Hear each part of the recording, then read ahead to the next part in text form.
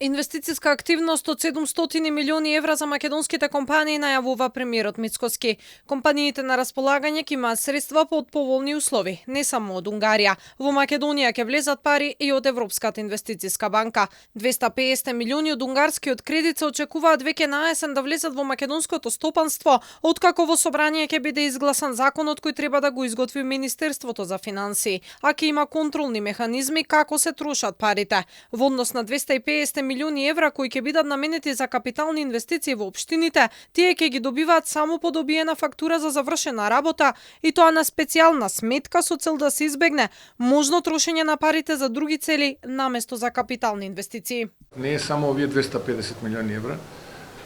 Имаме една кредитна линија која што е на располагање долго време не се користи, тоа се уште дополнителни 100 милиони евра од Европската инвестициска банка и како влада разгледуваме можноста да владата ја плати каматата практично, да може бизнисот да го користи кредитот и тоа се, односно главницата.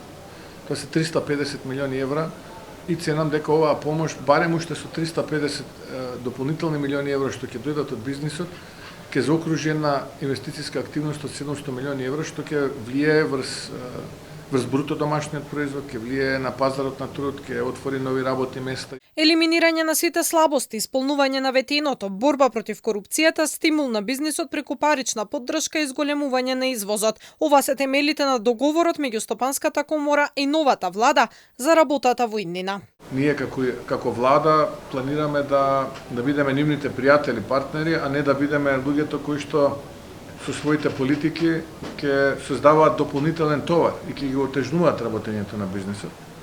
И во насока на тоа, овие први 30 дена како влада цениме дека направивме работи кои што можеби долго време во минатото не биле направени. Постигнат договор помеѓу бизнисот, односно најголемата бизнис организација и владата на Република Македонија околу прашањата кои што се од методолошки карактер во понатамошната соработка и кои што се однесуваат на имплементацијата на договореното што беше најголема пречка досега.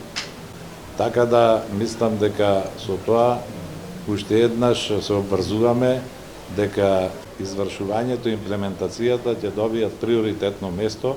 Инаку Стопанската комора денес одбележа 102 години постоење и во рамки на годишнината беа доделени награди на најуспешните компании. Награда доби премиерот Мицкоски за градење партнерства и заедничко дејствување за просперитет на Македонија.